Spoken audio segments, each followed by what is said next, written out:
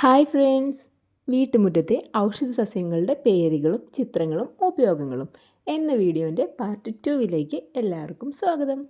Part 1 കാണാത്തവർക്ക് വേണ്ടിയിട്ട് അതിൻ്റെ link ഞാൻ മുകളിൽ കൊടുക്കാം. കാണാത്തവരൊക്കെ വേഗം പോയിട്ട് കണ്ടിട്ട് വരിക. നമുക്കിപ്പോൾ എന്തായാലും പാർട്ട് 2 പോവാം. പാർട്ട് 2 നമ്മൾ ആദ്യം പറയുന്നത്, അതായത് 13ാമത്തെ ആയിട്ട് പറയുന്നത് നമ്മുടെ തുളസിയാണ്.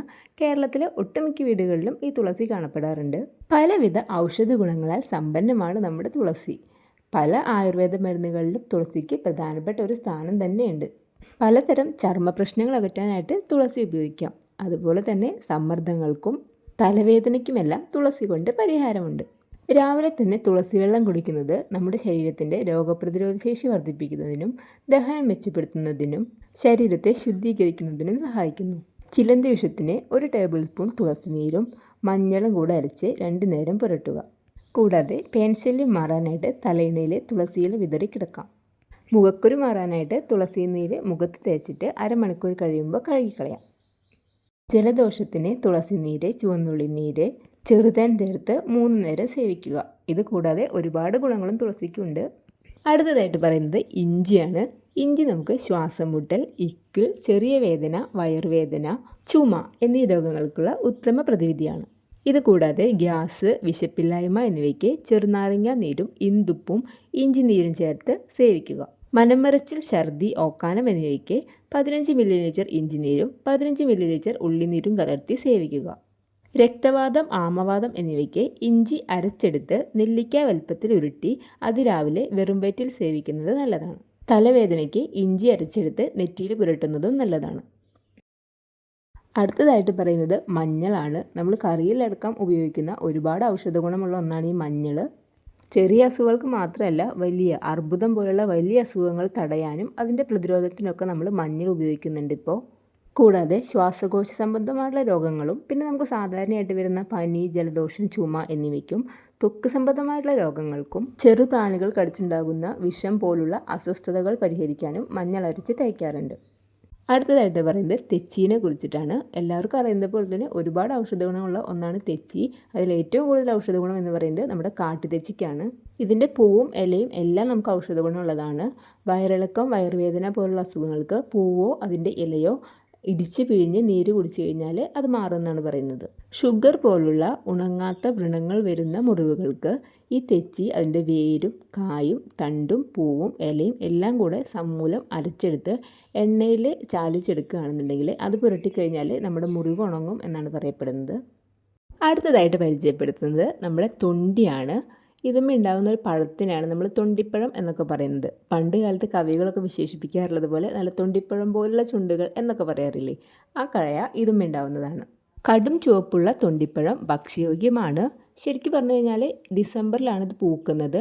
ഏപ്രിൽ ആകുമ്പോഴേക്കും ആ കായ നന്നായിട്ട് മൂത്ത് വരും. ഈ തൊണ്ടിയുമേ ഒരു തരം പശയുണ്ട്. ആ പശ നമ്മുടെ തൊണ്ടവേദനയ്ക്കൊക്കെ നല്ലൊരു ഔഷധമാണ്. അതുകൂടാതെ തൊണ്ടിയുടെ ഇലകളും തണ്ടുകളും കന്നുകാലികൾക്കുണ്ടാവുന്ന പലതരം ശ്വാസകോശ അസുഖങ്ങൾക്ക് ഉപയോഗിക്കുന്നുണ്ട്. അടുത്തതായിട്ട് പറയുന്നത് നമ്മുടെ നീല ശംഖുപുഷ്പമാണ്. പൂവിൻ്റെ ഭംഗി പോലെ തന്നെ നമുക്ക് അസുഖങ്ങളില്ലാതെ ജീവിക്കാനായിട്ടും ഈ ചെടി നമ്മളെ സഹായിക്കുന്നുണ്ട്. ഓർമ്മശക്തി വർദ്ധിപ്പിക്കാനും തലച്ചോറിൻ്റെ പ്രവർത്തനം മെച്ചപ്പെടുത്താനൊക്കെ ഈ പൂവ് നമ്മളെ സഹായിക്കുന്നു. നീലച്ചായ എന്ന് പറയുന്നത് ശംഖുപുഷ്പത്തിൻ്റെ പൂ കൊണ്ട് ഉണ്ടാക്കുന്നതാണ്. ടൈപ്പ് 2 ഷുഗറുള്ള ആളുകൾക്കൊക്കെ ഇത് വളരെ നല്ലതാണ്. ആയുർവേദത്തിലെ മാനസിക രോഗത്തിനുള്ള മരുന്നായിട്ടും ഈ ശംഖുപുഷ്പം ഉപയോഗിക്കുന്നുണ്ടെന്നാണ് പറയപ്പെടുന്നത്. ശംഖുപുഷ്പത്തിൻ്റെ വേരിന് മൂർഖൻ പാമ്പിൻ്റെ വിഷം ഇല്ലാതാക്കാനുള്ള ശക്തിയുണ്ടെന്ന് പോലും പറയപ്പെടുന്നു. നീല ശംഖുപുഷ്പത്തിൻ്റെ ചെടി കഷായം വെച്ച് കുടിക്കുകയാണെന്നുണ്ടെങ്കിൽ നമ്മുടെ ഉറക്കമില്ലായ്മ, ശ്വാസകോശ രോഗങ്ങൾ എന്നിവ ഇല്ലാതാക്കുന്നതാണ്. ഇതിൻ്റെ വേര് പശുവും പാലിൽ അരച്ച് കലക്കി കുടിച്ച് വയറിളക്കാൻ വേണ്ടിയിട്ട് ഉപയോഗിക്കാറുണ്ട്. അടുത്തതായിട്ട് പറയുന്നത് നമ്മുടെ വീടുകളിൽ സർവ്വസാധാരണമായിട്ട് കണ്ടുവരുന്ന പനിക്കൂർക്കയാണ്. നമ്മുടെ കുട്ടികളിൽ കണ്ടുവരുന്ന പനി, ചുമ, കഫക്കെട്ട് എന്നിവയ്ക്ക് ഇതിൻ്റെ ഇല അരച്ച് അതിൻ്റെ നീര് കുടിക്കുന്നത് നല്ലതാണ്. പനിക്കൂർക്കയുടെ ഇല വെള്ളം തിളപ്പിച്ച് കുടിക്കുന്നതും പനിക്കൂർക്കയുടെ നീര് കുടിക്കുന്നതും നമ്മുടെ രോഗപ്രതിരോധ ശേഷി വർദ്ധിപ്പിക്കാനായിട്ട് ഒരുപാട് സഹായിക്കുന്നുണ്ട്. മൂക്കടപ്പ് വരുന്ന സമയത്ത് ഇതിൻ്റെ ഇല കയ്യിലിട്ടൊന്ന് തിരുമ്മിയിട്ട് അതൊന്ന് മണപ്പിച്ച് കഴിഞ്ഞാൽ നല്ലൊരു ആശ്വാസം ലഭിക്കുന്നതായിട്ട് കാണാനായിട്ട് സാധിച്ചിട്ടുണ്ട്. ചെറിയ കുട്ടികളെയൊക്കെ നമ്മൾ കുളിപ്പിക്കുന്ന സമയത്ത് ആ ചൂടുവെള്ളത്തിൽ ഈ ഇലയും കൂടി ഇട്ട് തിളപ്പിക്കുകയാണെന്നുണ്ടെങ്കിൽ രോഗപ്രതിരോധ ശേഷി വർദ്ധിപ്പിക്കാനായിട്ട് സഹായിക്കും. മാത്രമല്ല പനിക്കൂർക്ക എന്ന് പറയുന്നത് യാതൊരു പരിചരണവും കൂടാതെ തന്നെ ഏതൊരു കാലാവസ്ഥയിലും വളരെ എളുപ്പത്തിൽ നമുക്ക് വളർത്തിക്കൊണ്ടുവരാൻ പറ്റുന്ന ഒരു ഔഷധ സസ്യമാണ്. ഇതൊന്നും കൂടാതെ നമ്മുടെ ശരീരവേദന, സന്ധിവേദന, കാൽമുട്ട് വേദന എന്നിവയ്ക്കും ഈ പനിക്കൂർക്ക ഉപയോഗിക്കുന്നത് സർവ്വസാധാരണമാണ്. ചെറുള അഥവാ ബലിപ്പൂവ് ദശപുഷ്പങ്ങളിലൊന്നാണ് നമ്മുടെ ചെറിയ പുഷ്പങ്ങളുള്ള ഈ ചെടി. ഇതിനെക്കുറിച്ചാണ് നമ്മൾ അടുത്തതായിട്ട് പറയാൻ പോകുന്നത്. മൂത്രാശയ സംബന്ധമായിട്ടുള്ള പല രോഗങ്ങൾക്കും നമുക്ക് ഈ ചെടി ഉപയോഗിക്കാവുന്നതാണ്. അതുപോലെ തന്നെ മാസമുറയിൽ വരുന്ന അമിതമായിട്ടുള്ള മെൻസ്ട്രൽ ബ്ലീഡിംഗ് തടയാനും ചെറുള നമ്മളെ സഹായിക്കുന്നുണ്ട്.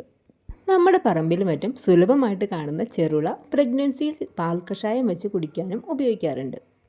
21ാമതായിട്ട് ഞാൻ പരിചയപ്പെടുത്തുന്നത് ദന്തപാലയാണ്. ഇതാണ് അതിൻ്റെ ചെടി. വീട്ടുപാല, നീലംപാല എന്നൊക്കെ ഇതിനെ പറയാറുണ്ട് കേട്ടോ. 5 ഇതളുകളുള്ള വെള്ള നിറത്തിലുള്ള നല്ല മണമുള്ളൊരു പൂവാണ് ഇതിനുണ്ടാവുന്നത്. നാട്ടിൻപുറങ്ങളിലൊക്കെ ഈ ചെടി ഉണ്ടായിരിക്കും. അഥവാ നമുക്ക് കിട്ടുന്നില്ലെങ്കിൽ നമുക്കിത് ആയുർവേദ ഔഷധ കടകളിൽ നിന്നൊക്കെ കിട്ടും. ഇത് ഉപയോഗിക്കുന്നത് ത്വക്ക് രോഗങ്ങൾ, താരൻ, വരണ്ട ചർമ്മം, സോറിയാസിസ് എന്നിവയ്ക്കൊക്കെ അത്യുത്തമമാണ്. ഇതിൻ്റെ ഇല വെളിച്ചെണ്ണയിൽ ഇട്ടിട്ട് നമ്മൾ വെയിലത്ത് വെച്ചിട്ട് അത് എണ്ണയാക്കി തേക്കാറുണ്ട്. പക്ഷേ ആ എണ്ണ തേക്കുമ്പോൾ ഒന്ന് സൂക്ഷിക്കണം. ഇതിൻ്റെ എണ്ണ തലയിൽ തേക്കുമ്പോൾ ഒരു ചെറിയ തണുപ്പുള്ളത് കൊണ്ട് നമുക്ക് കോൾഡ് വരാനായിട്ടുള്ള ചാൻസ് ഉണ്ട്. ത്വക്ക് സംബന്ധമായിട്ടുള്ള അസുഖങ്ങളുള്ളവരെ ഇതിൻ്റെ ഇല അരച്ചിട്ട് ഒരു 2-3 മണിക്കൂറൊക്കെ പുരട്ടി നിന്നതിന് ശേഷം കഴുകി കളയുക. സോപ്പ് ഉപയോഗിക്കാതെ ചെറുപയറോ മറ്റോ ഉപയോഗിച്ച് കഴുകി കളയുന്നതായിരിക്കും നല്ലത്. ഇതിൻ്റെ എണ്ണ തയ്യാറാക്കുന്ന വിധം ഞാൻ പിന്നീട് ഒരു വീഡിയോ ആയിട്ട് ചെയ്യാം. അടുത്തതായിട്ട് ഞാൻ പരിചയപ്പെടുത്തുന്നത് ഒരു പുൽച്ചെടിയാണ്. നമ്മുടെ വഴിവെക്കിലൊക്കെ നമ്മൾ സാധാരണയായിട്ട് കണ്ടുവരുന്ന ഒരു പുൽച്ചെടി. അതിൻ്റെ പേരാണ് മുത്തങ്ങ. ഇതിൻ്റെ കിഴങ്ങാണ് നമ്മൾ ഉപയോഗിക്കുന്നത്. ഈ ഒരു ചെടീനെ കുറിച്ചിട്ട് ആയുർവേദ സംബന്ധമായിട്ടുള്ള ബുക്കുകളിലൊക്കെ പറയുന്നുണ്ട്. നമ്മുടെ പനിക്കും ദഹന സംബന്ധമായിട്ടുള്ള പ്രശ്നങ്ങൾക്കും അതുപോലെ നമുക്ക് പീരിയഡ്സ് ടൈമിലുണ്ടാകുന്ന വയറുവേദനയ്ക്കൊക്കെ ഇത് സഹായിക്കും. അതുപോലെ തന്നെ ഇന്ത്യയിലും ചൈനയിലും ആഫ്രിക്കയിലൊക്കെ ഈ മുത്തങ്ങ സ്പൈസസ് ആയിട്ടും പെർഫ്യൂമായിട്ടൊക്കെ ഉപയോഗിക്കാറുണ്ട്. ആയുർവേദത്തിലെ ചവനപ്രാശത്തിലെ ഒരു ഇൻഗ്രീഡിയൻ്റ് ആണ് ഈ മുത്തങ്ങ. അപ്പോൾ വീട്ടിലിനി ഇങ്ങനത്തെ പുല്ലൊക്കെ കാണുകയാണെന്നുണ്ടെങ്കിൽ ഒന്ന് പ്രിസർവ് ചെയ്ത് വെച്ചോളൂ കേട്ടോ. ത്രികോണാകൃതിയിലുള്ള പൂന്തണ്ടാണ് ഇതിന് ഉള്ളത്. നമ്മുടെ വയലുകളിലൊക്കെ ഇത് ധാരാളമായിട്ട് കാണാനായിട്ട് സാധിക്കും. നേരത്തെ പറഞ്ഞല്ലോ ഇത് പെർഫ്യൂമായിട്ടൊക്കെ ഉപയോഗിക്കാറുണ്ടെന്ന്. ഇതിൻ്റെ കിഴങ്ങിന് ഒരു സുഗന്ധമുണ്ട്. റെസിൻ എന്ന സുഗന്ധത്തൈലമാണ് ഇതിൽ അടങ്ങിയിട്ടുള്ളത്. മുസ്താരിഷ്ടം, ചെറിയ രാസ്നാദി കഷായം എന്നിവയെല്ലാം ഈ മുത്തങ്ങയിൽ നിന്നാണ് ഉണ്ടാക്കുന്നത്. 23ാമതായിട്ട് ഞാൻ പരിചയപ്പെടുത്തുന്നതാണ് ഊർപ്പണം ചെടി. ഇതിൻ്റെ വേര് ചതച്ചിട്ട് കഷായം വെച്ച് കുടിച്ചു കഴിഞ്ഞാൽ നമ്മുടെ കാല് വിണ്ടുകീറൽ മാറാനായിട്ട് സഹായിക്കും. ഇത് കുറച്ച് നാൾ അടുപ്പിച്ച് കുടിക്കണം, അപ്പോഴേ ഇത് മാറുള്ളൂ. അടുത്തതായിട്ട് പറയാൻ പോകുന്നത് സുഗന്ധവ്യഞ്ജനങ്ങളുടെ രാജാവ്, കറുത്ത പൊന്ന് എന്നെല്ലാം അറിയപ്പെടുന്ന കുരുമുളകിനെ കുറിച്ചാണ്. നമ്മുടെ സ്പൈസസിൽ ഏറ്റവും കൂടുതൽ ഔഷധ ഗുണമുള്ളത് കുരുമുളകിന് തന്നെയാണെന്ന് പറയാം. ആയുർവേദം പറയുന്നതനുസരിച്ചിട്ട് വാത കഫ രോഗങ്ങളെ കുറയ്ക്കാൻ വേണ്ടിയിട്ട് കുരുമുളക് കഴിക്കുന്നത് വളരെ നല്ലതാണ്. അതുമാത്രമല്ല ആഹാരത്തിന് നല്ല ഫ്ലേവർ കൊടുക്കാനും ഡൈജഷൻ കറക്റ്റാക്കാനും കുരുമുളകിന് കഴിയും. വൈറ്റമിൻ സി ധാരാളം അടങ്ങിയിരിക്കുന്നതിനാൽ കുരുമുളകിനെ നമ്മുടെ ശരീരത്തെ ബാക്ടീരിയ, ഫംഗസ് എന്നിവയിൽ നിന്നും സംരക്ഷിക്കാനായിട്ട് സാധിക്കും.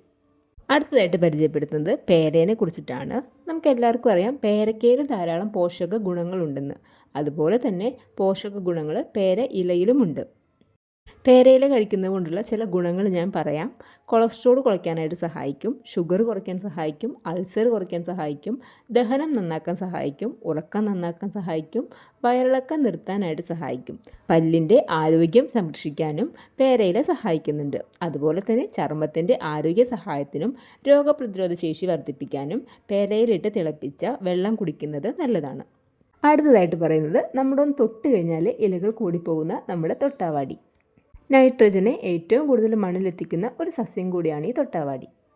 ഇതിൻ്റെ വേരും ഇലയും തണ്ടും സമൂലം ഔഷധമായിട്ട് ഉപയോഗിക്കുന്നുണ്ട്. മുറിവുണക്കാനും ശ്വാസവൈഷമ്യം, വ്രണം, രക്തശുദ്ധി, ആസ്മ, അലർജി, ചർമ്മരോഗങ്ങൾ, പ്രമേഹം, രക്താശസ്, നടുവേദന എന്നിവയ്ക്കൊക്കെ ഔഷധമായിട്ട് ഉപയോഗിക്കാം.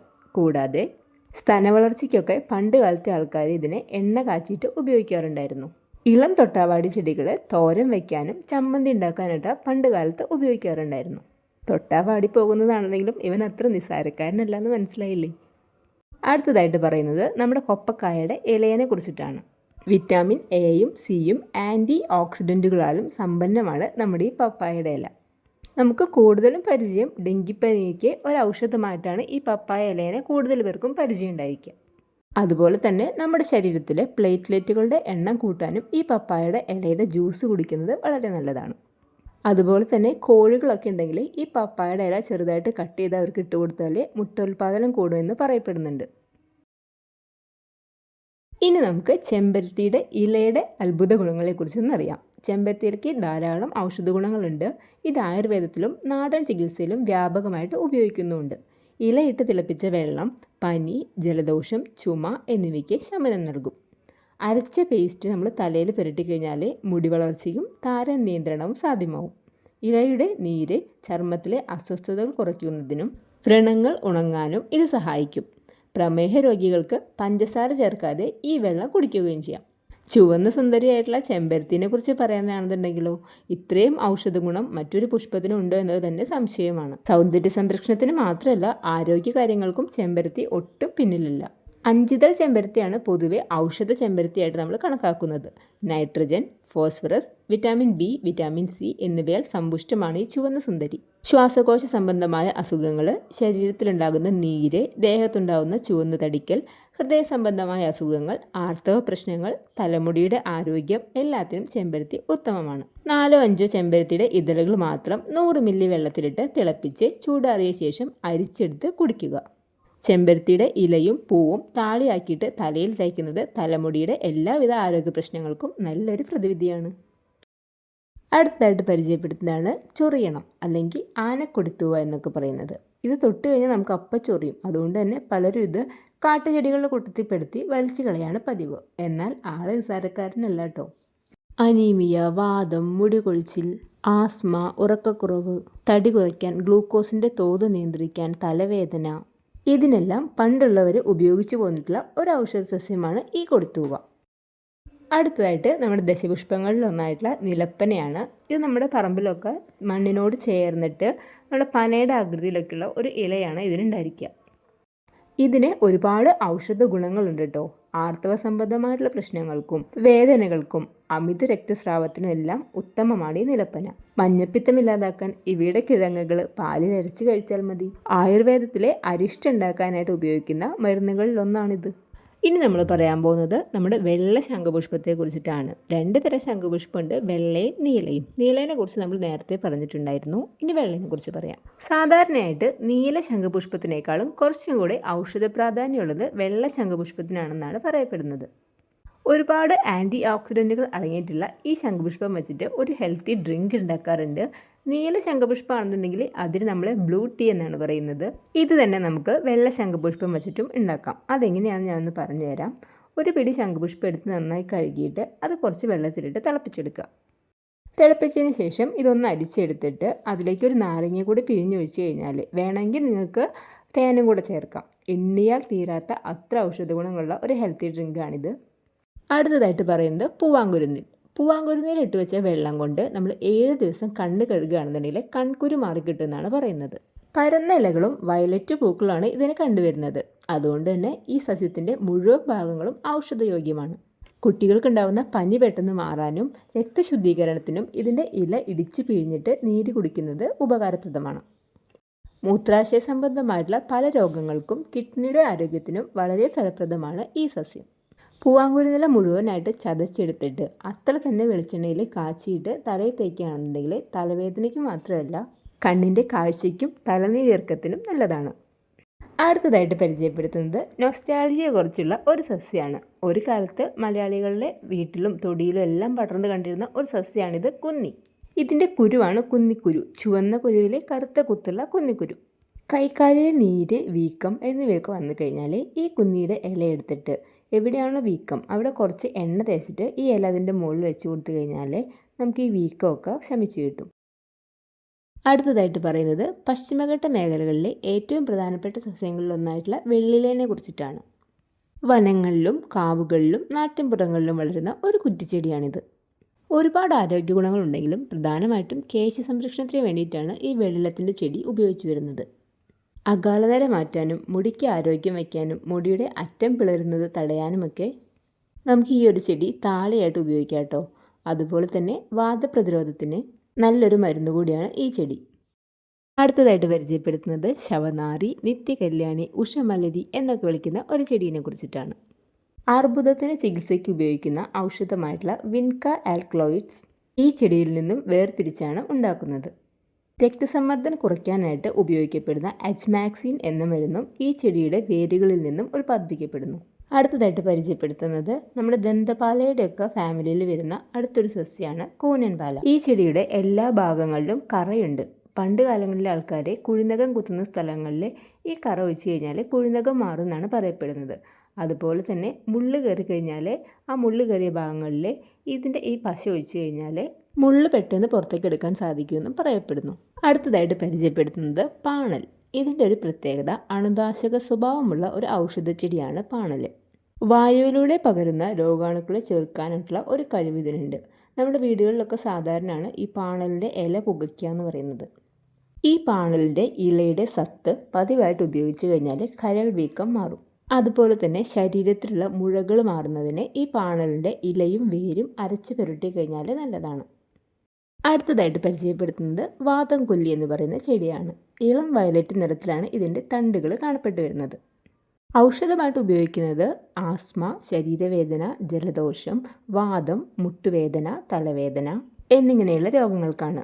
വാതം, ശരീരവേദന, നീർക്കെട്ട് എന്നിവയ്ക്ക് ഈ കരിന്നുച്ചി ഇലയും ആടലോടകത്തിൻ്റെ ഇലയും പിന്നെ ഈ വാതം കൊല്ലിയുടെ ഇലയും കൂടി ഇട്ടിട്ട് തിളപ്പിച്ച വെള്ളം കുളിക്കുന്നതും ആവി പിടിക്കുന്നതും വളരെ നല്ലതാണ്. കൂടാതെ പ്രസവരക്ഷയ്ക്കും വാതം കൊല്ലിയുടെ ഇലയിട്ടിട്ടുള്ള വെള്ളം കൊണ്ട് കുളിക്കുന്നത് നല്ലതാണ്. ഇതൊന്നും കൂടാതെ അലർജിക്കുള്ള മരുന്നായിട്ടും ഈ സസ്യം നാട്ടുവൈദ്യങ്ങളിൽ ഉപയോഗിച്ച് വരുന്നുണ്ട്. അടുത്തതായിട്ട് പറയുന്നത് തേക്കാണ്. ഈ തേക്കിൻ്റെ കൂമ്പല ഉപയോഗിച്ചിട്ട് നമ്മൾ വെളിച്ചെണ്ണ കാച്ചും. അതിനായിട്ട് തേക്കിൻ്റെ കുറച്ച് കൂമ്പല എടുത്തിട്ട് കുറച്ച് വെളിച്ചെണ്ണയിലിട്ടിട്ട് ചൂടാക്കും. നന്നായി തിളപ്പിച്ചതിന് ശേഷം ഒരു ടൈറ്റായിട്ടുള്ള പാത്രത്തിൽ ഇത് സൂക്ഷിച്ച് വയ്ക്കാം. നമ്മുടെ ശരീരത്തിൽ പൊള്ളലൊക്കെ ഏറ്റുകഴിഞ്ഞാൽ ഈ വെളിച്ചെണ്ണ നമുക്ക് ഉപയോഗിക്കാം. അടുത്തതായിട്ട് പരിചയപ്പെടുത്തുന്നതാണ് പനിക്കൂർക്കയോട് സാമ്യം തോന്നുന്ന ചുമക്കൂർക്ക. ഇതിൻ്റെ ഇല ഞെരടി പിഴിഞ്ഞ് നെറുകയിൽ തേച്ച് പിടിപ്പിച്ചാൽ മൈഗ്രെയിൻ മാറിക്കിട്ടാനും തുമ്മൽ മാറാനും അത്യുത്തമമാണ്.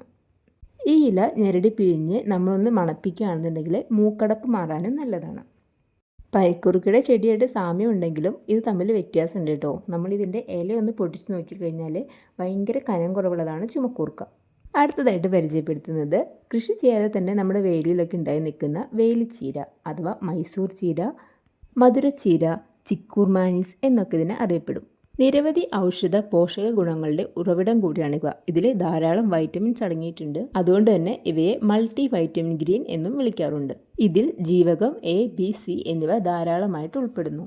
മാംസ്യം, ധാതുക്കൾ എന്നിവയുടെ ഒരു കലവറ തന്നെയാണ് ഈ ചീര. നേത്ര രോഗങ്ങൾക്കും ത്വക്ക് രോഗങ്ങൾക്കും ഒരു പ്രതിവിധി കൂടിയാണ് ഇതിൻ്റെ തളിർ ഇലകൾ. ഇവ തോരനായിട്ട് ഉപയോഗിക്കാം. ദഹനത്തിനും ഉദരസംബന്ധമായിട്ടുള്ള പല രോഗങ്ങൾക്കും ഇതൊരു പ്രതിവിധി കൂടിയാണ്. അടുത്തതായിട്ട് പരിചയപ്പെടുത്തുന്നതാണ് മുരിങ്ങയില. ഇത് നമ്മുടെ പ്രതിരോധശേഷി വർദ്ധിപ്പിക്കാനായിട്ട് സഹായിക്കുന്നു. മുരിങ്ങയിലകളെ ഇരുമ്പടങ്ങിയിരിക്കുന്നതുകൊണ്ട് ബലഹീനതയും മയക്കവും കുറയ്ക്കാനായിട്ട് സഹായിക്കും.